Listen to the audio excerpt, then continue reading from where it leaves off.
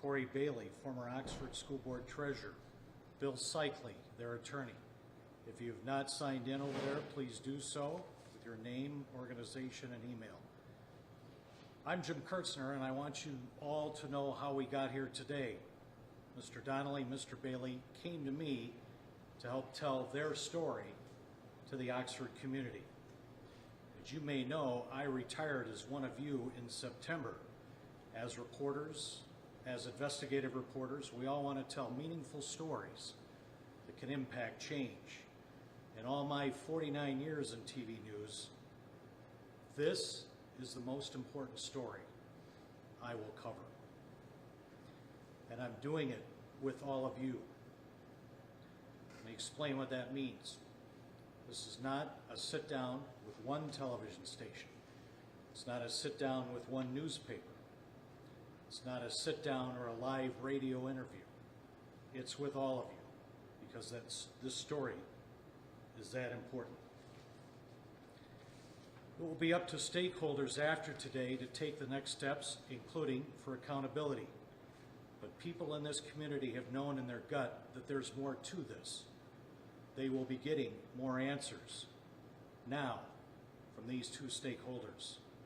In my view, they do this today with integrity and courage. They resigned because they couldn't do the job they were elected to do.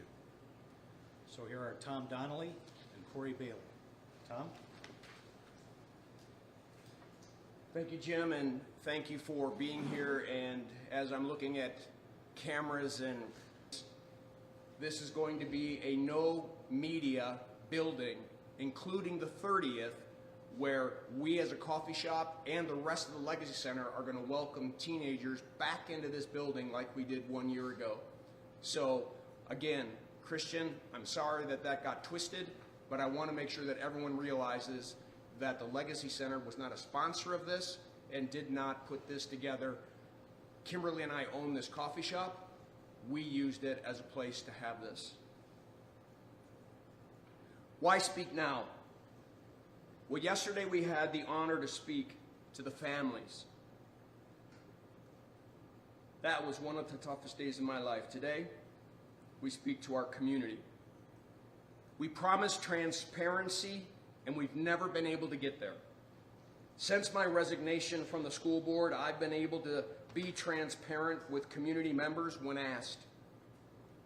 With depositions scheduled in a few weeks, I want the parents and the people of this community to hear from me first.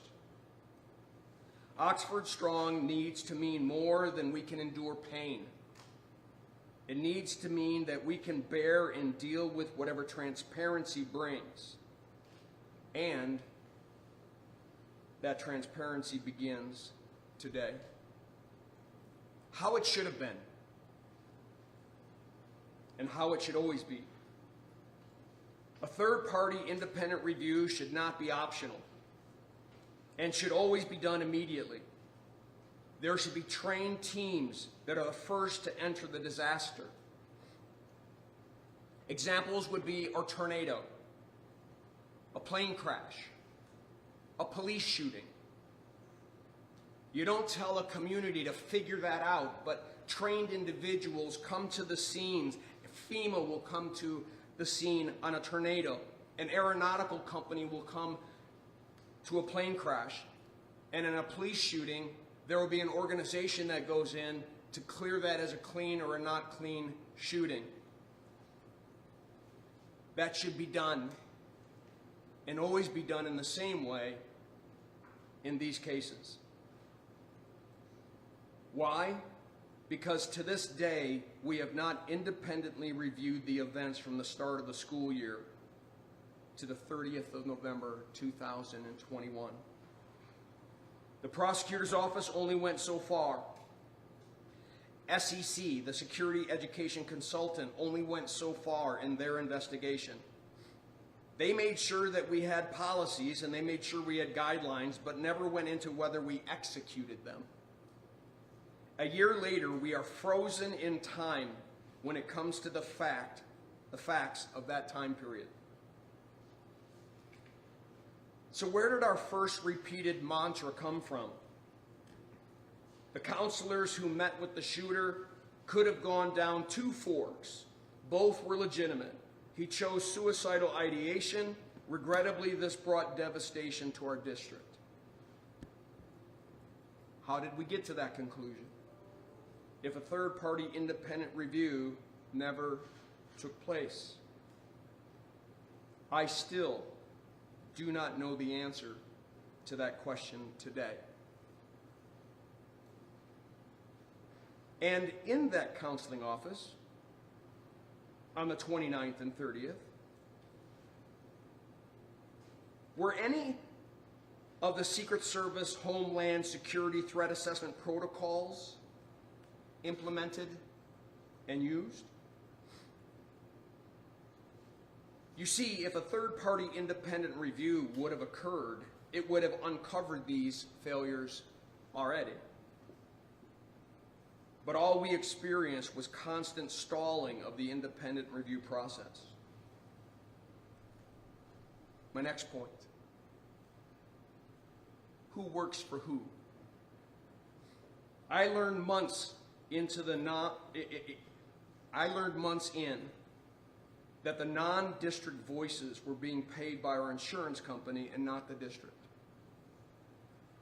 Why does that matter?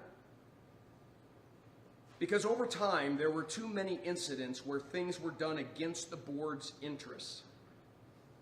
For instance, I learned in the month of May something we should have been told by our non-district voices in February. Let me say that again.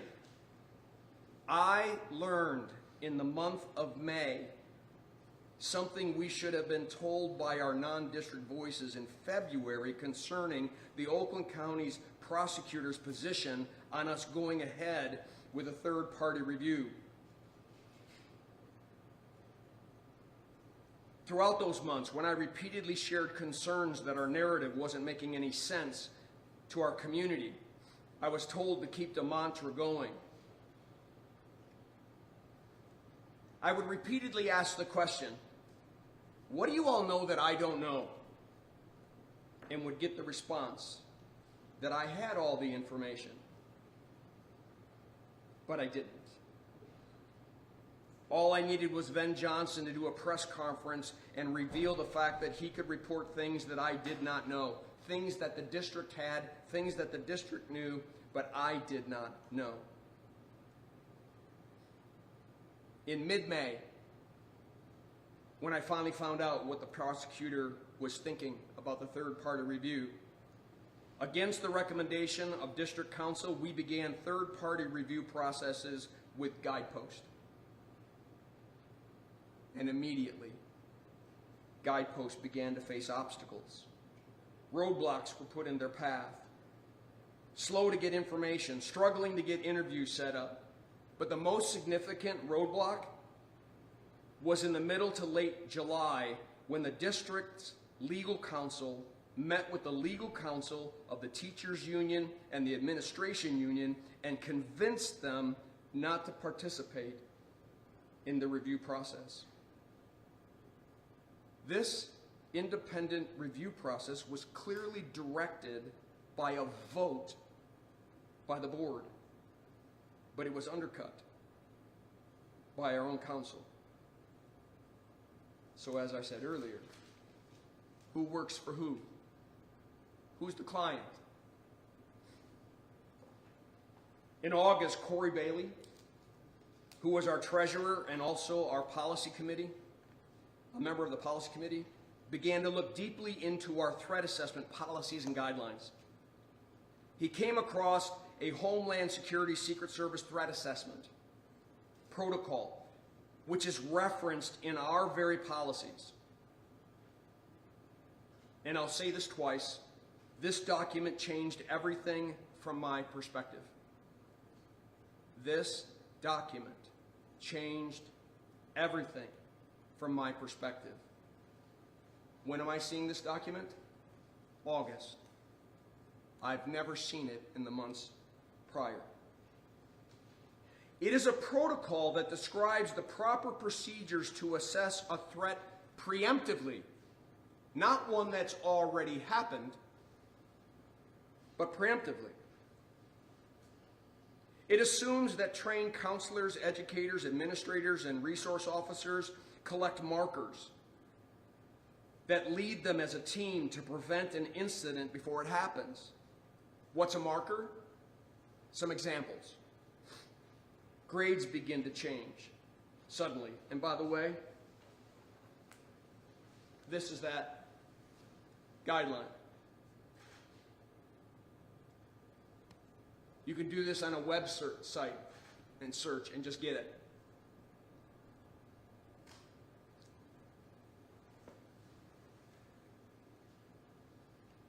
They're trained to look for markers when it comes to a child. You're looking for changes. You're looking for grades that have suddenly begun to plummet. You've looked for attendance that is suddenly going the wrong way. You look for a student who wasn't withdrawn but now is withdrawn and depressed. You look for a student who is getting into scuffles that never got into scuffles, showing signs of violence. You look for students who have experienced loss in their lives recently. You look for homework assignments that lean towards dark things or violent things. You look for the testing poorly on an emotional assessment. And let me pause there for a minute. Oxford school system uses an assessment called SABR. I will spell it for you, S-A-E-B-R.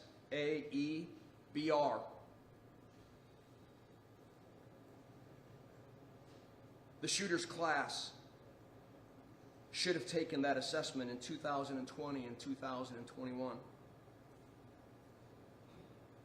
Did we look at them? Did we add the students with concerning scores in a marker system? Is there a marker system that the counselor could see? Other markers, violent writings, drawings, a teacher who keeps bringing concerns about a student to the counseling office. The markers could be self-harm, they could be other harm directed. But one of the things that clearly is stated at the beginning of this document is that the threshold for pulling a team together should be low. It's the team's job to decide whether you have a low or a medium or a high risk factor based on the team's work. The district certainly didn't use it as designed in the months leading up to the shooting. There's no evidence that we've ever used it as it is designed, even though since 2011, the policies and guidelines have been in our system. I met every board member individually to share this document and Corey's and my concern about it. Each member of the board agreed that something should be done. I called a special board meeting to discuss this topic. District council disagreed with Corey's and my assessment. Other board members seemed to agree with the district council.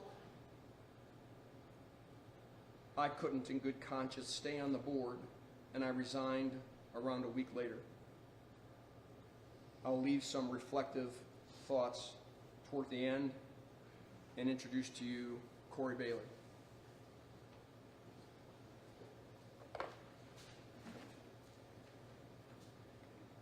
First off, I would like to echo what Tom said, that yes, we had the opportunity to meet with family members yesterday, and I would again like to publicly say that I am so very sorry for the loss that they suffered last November and every day since.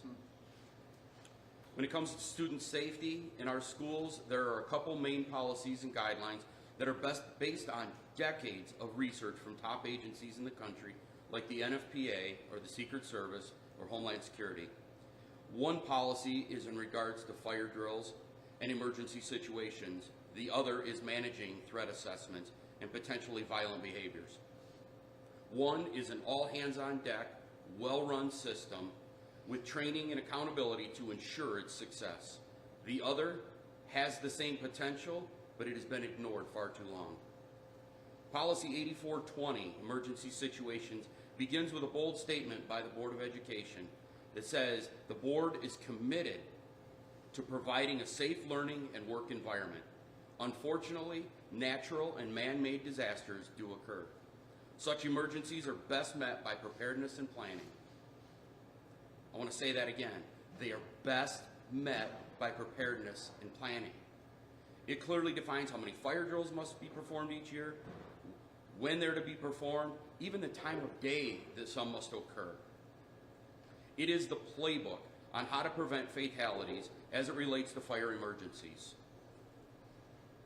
Each building principal is required to submit their training plans to the deputy superintendent and to every member on their team. It is a systematic approach where many team members are expected to know and be able to carry out their role for the drills and for real-life events in order to be successful. Why do I bring this up when we're here to talk about the shooting November 30th? Because the training and attention given to this policy has been perfected to the level that it has allowed for 0 fatalities or fire-related fatalities in over 5 decades in the United States. It's quite a contrast to the other playbook regarding threat assessment.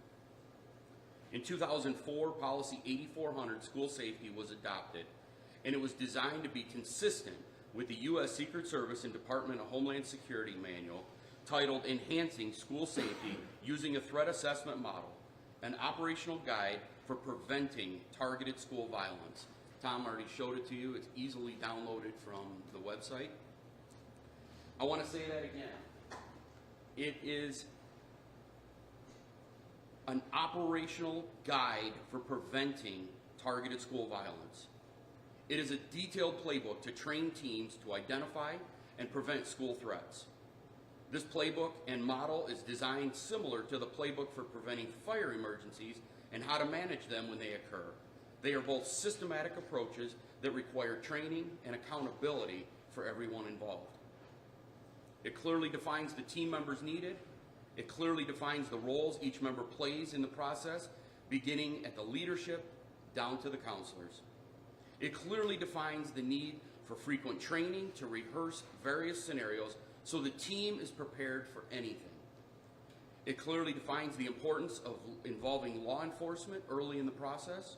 It clearly defines the importance of training and functioning like a team. And it clearly defines every step of the way from identifying to preventing a threat. Oxford has had this policy and model since 2004, and it has been updated several times over the years, most recently June of 2021, just months prior to the shooting. Since the early days after the shooting, this board had been told over and over that the school had all the policies in place and that our team did everything right, but a bad thing still happened. If that were true, how could the shooting have happened? The board was even provided a report presentation from Secure Educational Consultants where they praised our team and said we have done a remarkable job in developing and executing the extremely comprehensive safety and security plans, and that Oxford Schools currently provides a very safe and secure environment for staff and students. Again, if all of this were true, how would the shooting have happened? Tom and I would later learn that this report was not based on a complete investigation. It only focused on if we had the policies. It never touched on if we ever implemented or trained people to carry out these policies and procedures.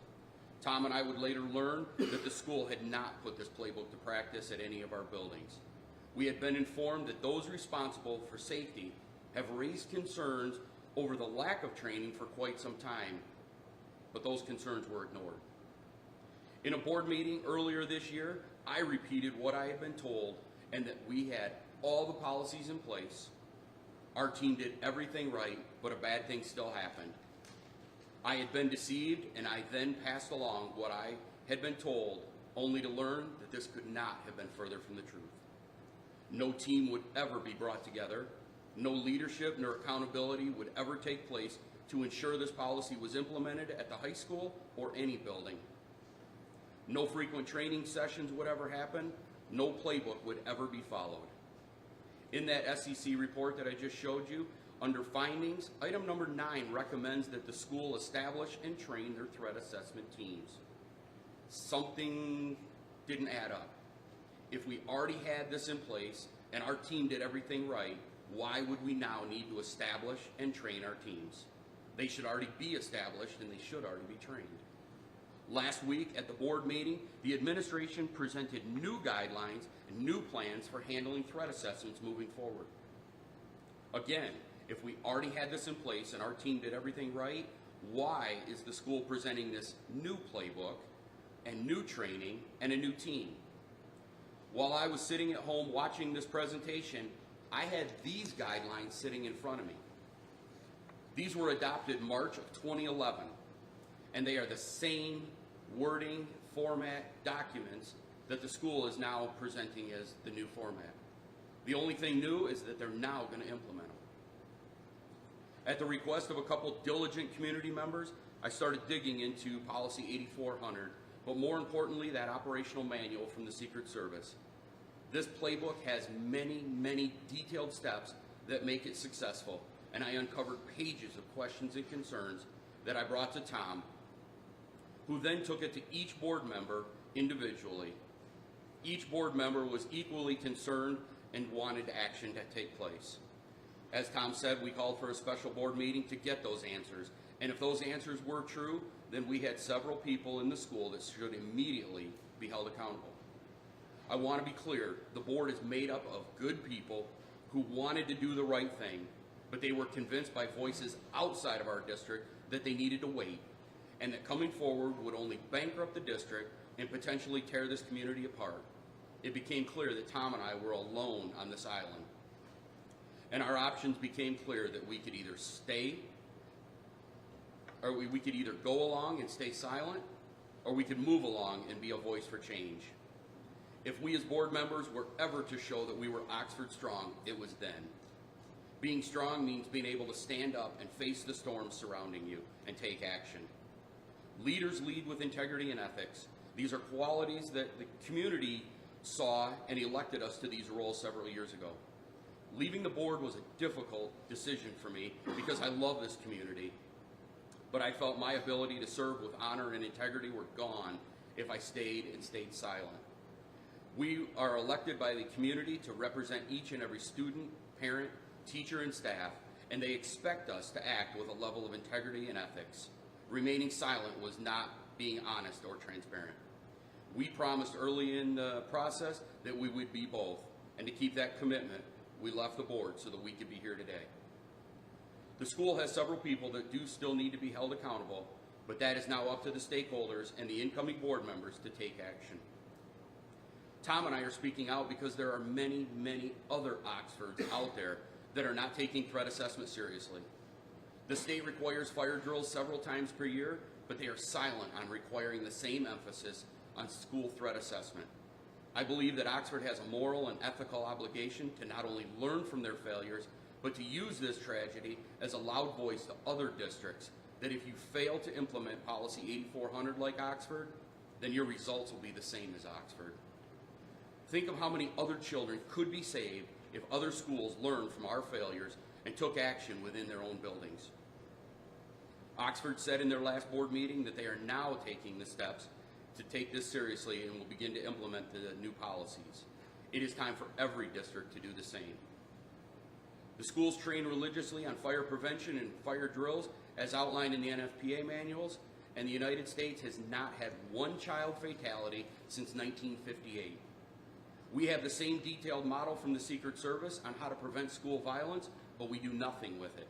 And in this country, we seem to see school shootings almost every week in the news. Oxford trained for one policy and had perfect results. Oxford neglected to train for the other policy, and the results were fatal. I pray that every parent in Michigan is watching this today and will go back to their school boards and demand that their schools dust off Policy 8400 manual and train with as much passion as they do fire drills. It is our sincere hope and prayer that the 3 newly elected board members will now be able to be an inspiration of change with the current board members and step up and make the needed changes and start being honest and transparent with not just the families of the victims, but the community that elected them to begin with. I truly believe that if Oxford Community Schools had been prepared with Policy 8400 these past few years and had actually trained on threat assessment, the situation would have ended November 29th, and the 30th would have just been another day in Oxford. Thank you for your time today. Yes, more to say. You're good? Questions? Yeah, what makes you angriest about this? So let me just make sure I understand you properly. It sounds like you're saying the district was sloppy by not taking the threat assessment, not training on it, and not taking these so-called markers seriously. Am I understanding? I mean, did I sum up what you? I think you did, but maybe some meat in there. There's record that some of our employees went outside of the district to get trained on this threat assessment, right? The kind of like mandatory training. What we lack is evidence that that was ever brought back to our buildings, instituted, teams created, and that they practiced and did what you would for like a fire drill and those kinds of things. That's what's declared to be done inside the manual, and it's as if we did some training and got checkbox on training, but never brought it back to bring it part of a systematic approach to how we deal with potential threats. And yes, that means the markers as well. So what makes you angriest about this? Are you saying that the shooting could have been avoided? I think that's exactly what Corey said, potentially, right? Because the question is, did we do everything that we could do? Well, it's May, and we realize that there's a document that we hadn't been introduced to in 10 months, and the document's in our own policies. And so when you start to read the document for yourself, you're going, where are we doing that? And that's exactly Corey's point. As he was digging through those, it was clear that we sent people away to get trained and they came back, but never, we don't have any record that we've ever filled out an 8400 form, which is required by the team in any of our schools. Tom, why not share this information while the 2 of you were still on the board? And who specifically would tell you not to do that because it would bankrupt the district and tear the community apart?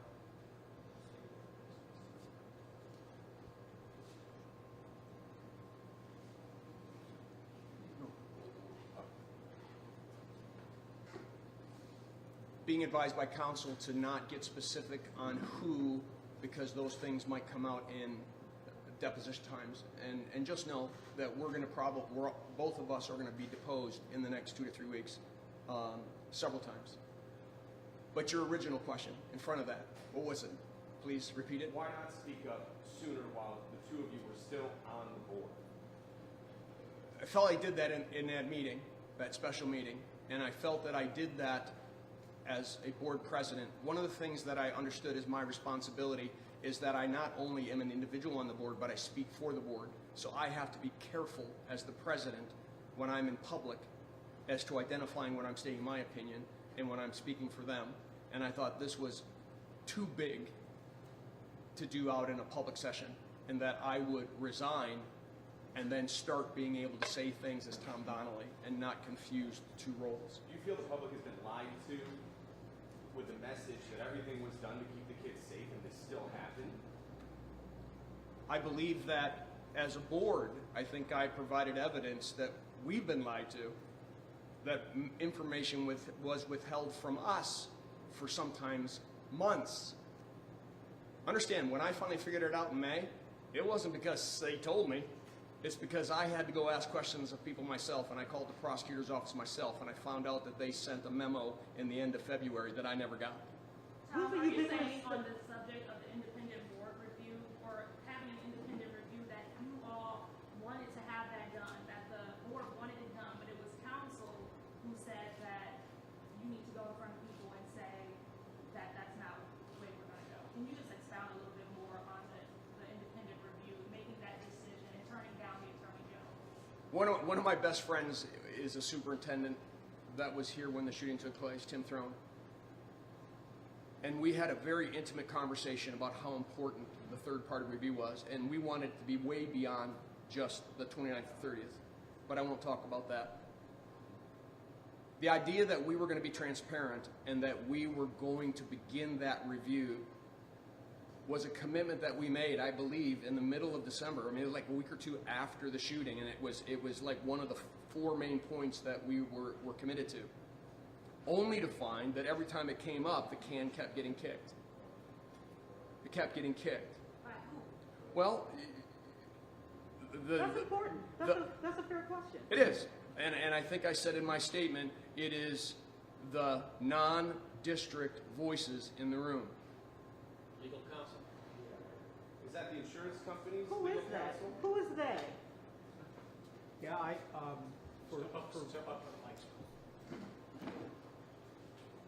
I have some concerns about this. These fellows are going to be deposed. These questions will be asked. I think it is all a fair question. And I think that most of you know that when a tragedy like this occurs, the first group out is usually an insurance company. And they take over the messaging. It happened, we saw it at Michigan Are State. they the they?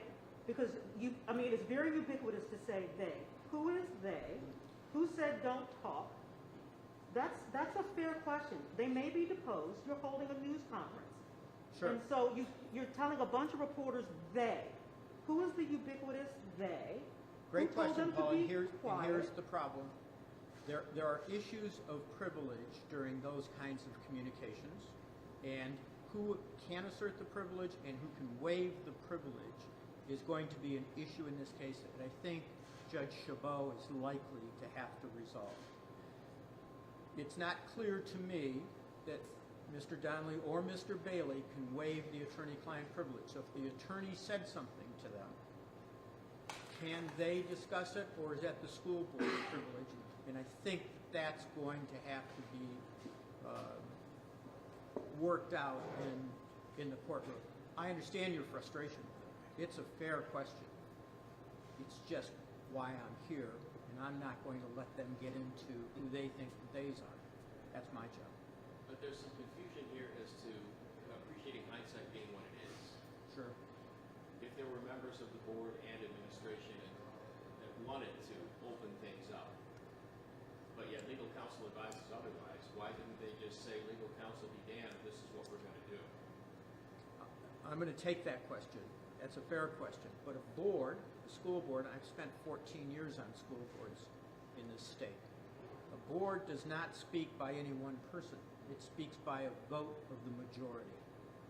And therefore, since no vote was taken, one could argue with hindsight maybe somebody should have brought that motion, right?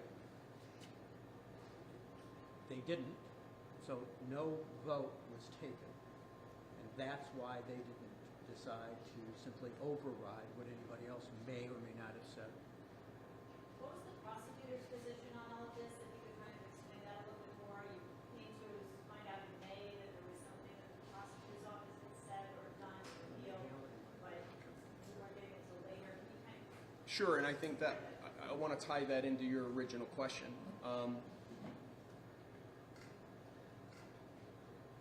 As Corey mentioned, there were concerned parents and community members that started sharing information with us. And I can tell you that there was a meeting, it was a first meeting where a bunch of young people came to talk about the temporary memorial.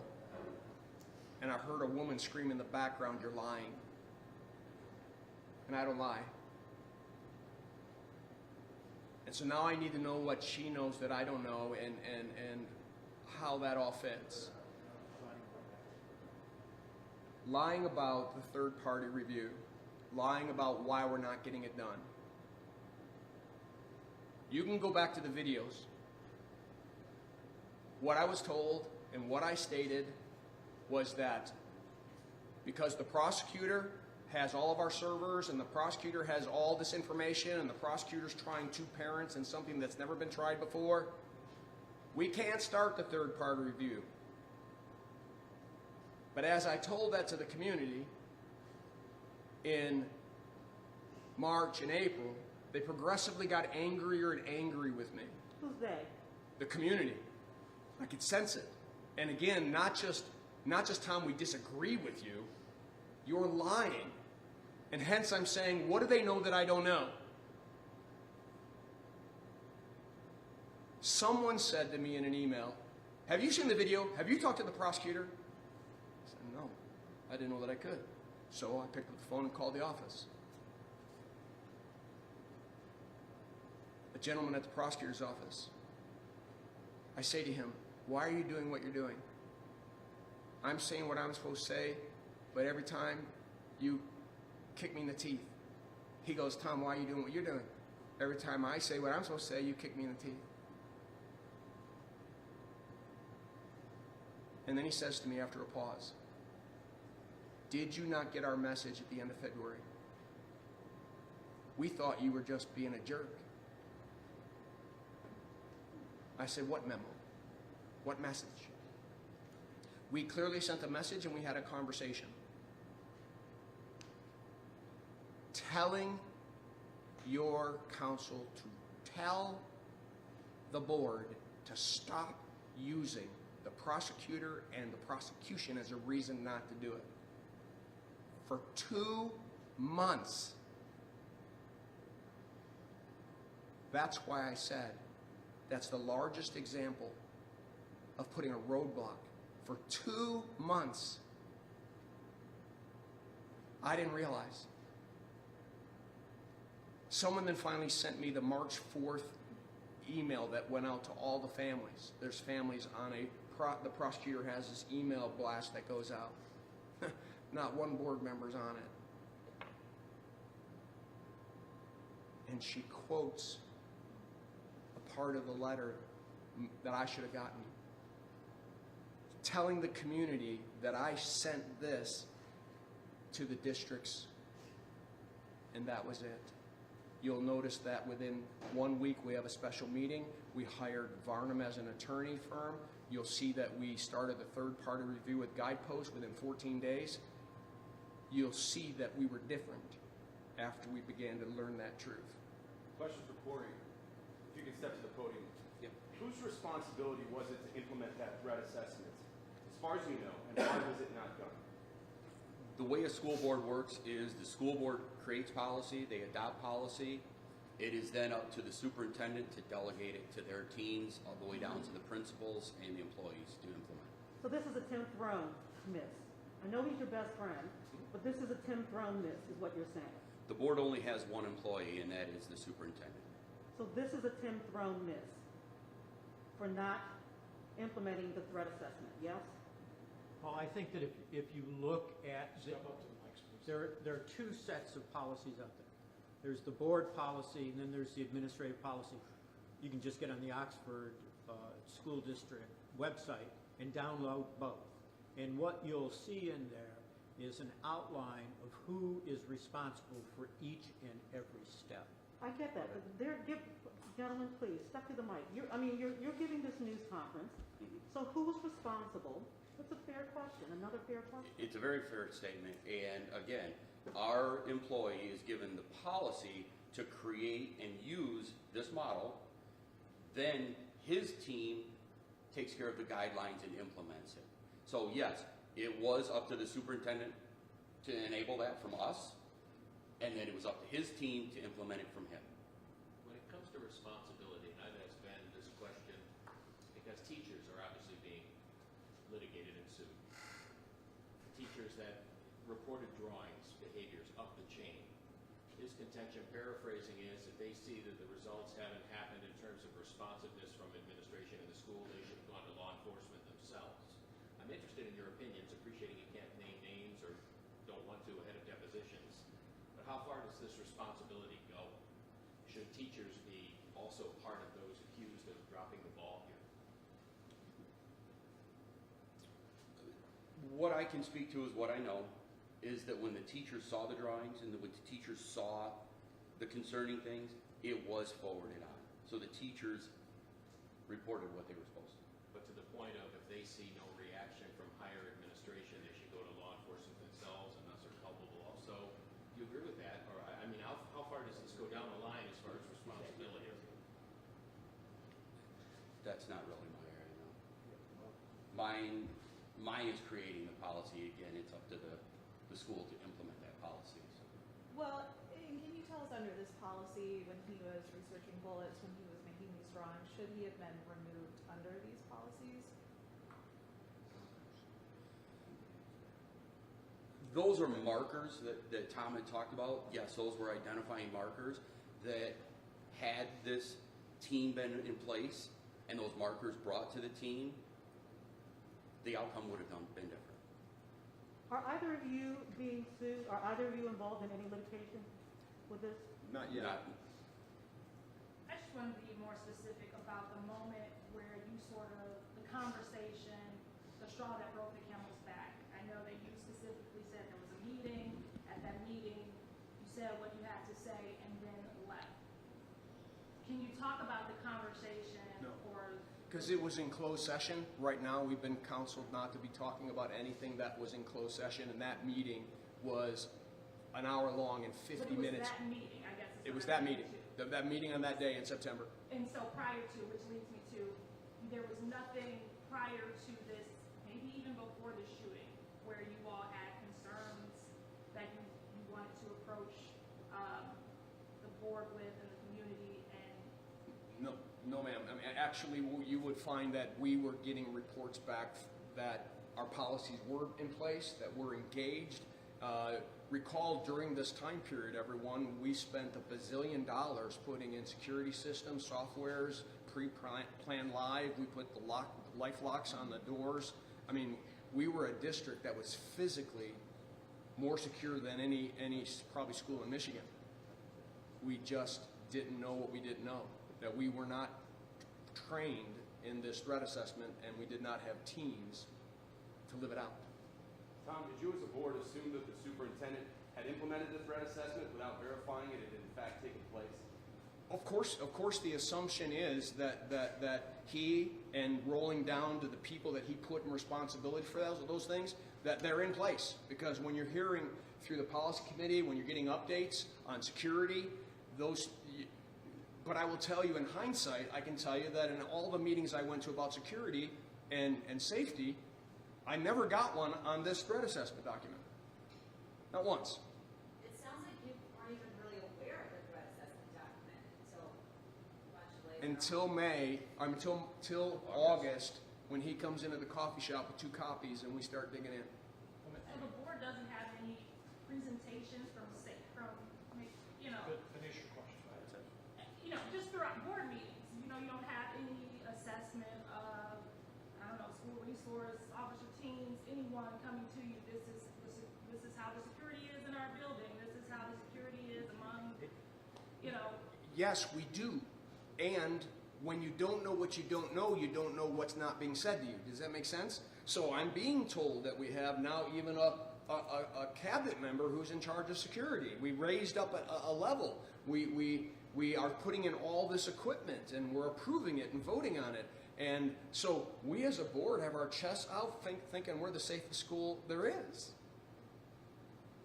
In the 6 or 7 years that I was on the board, I don't recall, except for approving language on a policy change, that I ever had a presentation on this Secret Service Homeland Security threat assessment process. Can I Hey, Jim, jump one in last on question. that? So Just what hang should on have one, happened? hang on one, I want to address that a little further. This goes to what I said earlier in my speech. The state puts so much emphasis on fire. They mandate how many fire drills they mandate. We don't have to wait until a fire breaks out to learn that policies aren't followed, practices aren't done. The state mandates that. We have to go through certain things. We didn't have the same requirements, if you will. So the only way to find out that a policy is not working is when it's broken, like this. So what should have happened? So in your view, what should have been happening a year ago, 2 years ago, 3 years ago that might have changed, like you said, November 29th? Okay. Jim's gonna jump in. Let me step in and help you all out. These are public documents you can obtain. The 8400 policy is on the school website. You can pull it up, you can read it. It spells out what's supposed to work. It It's the policy that was first put on the books in 2004, updated in 2011. This is the playbook they keep referring to. Enhancing school safety using a threat assessment model, an operational guide for preventing targeted school violence. You Google this, you can get this entire document. It's a public document. It spells out exactly the questions you're asking. You should read these. I just want, in your words, what you think should have happened. So Paul, Just what, sum it up for us. so summing it up, I think Corey did, when you don't want kids to die in a fire, you create processes and procedures and you make them fire in this hallway, and you're making them go through training. Your people are going through training. Your staff and teachers are going through training so that if it happens, you go. We never did that with this policy and guideline. We never, ever did it. And hence, when we needed to implement it, it wasn't there. Someone may have had some training about it, but we never created a team. We never had the team activated. We never practiced the team. We never did drills. And so hence, the very admission that it doesn't even get brought up on the 29th and 30th, there isn't a thought about pulling a team together, is showing an absence of understanding of what it is that's right there in front of your face in our policies and procedures. Okay, last question. Other than the threat assessment, have you been told by district council not to reveal anything else while you were on the board? I'm not going to let him answer what district council said or didn't say to him. Okay? Let me wrap it up. Let me wrap it up with this. You heard these guys allude to this in their statements.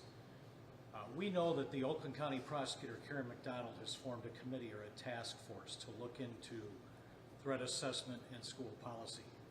These two gentlemen would like to be on that committee or have a voice in that. You're hearing them say today that maybe this should be mandatory in all school districts. You're saying their message to parents is, go to your own school district, find out if they have this 8400 policy on the books. Are they implementing it? No one should ever take the position, it's never going to happen here. That's the lesson from Oxford. Maybe this needs to be a wider conversation with the governor and the legislature. If it's going to be required, maybe it becomes state law. Maybe this needs to be a national conversation, like the fire drills. Those are national. Maybe that's the times we're living in now. Thank you very much. Thank you. Thank you.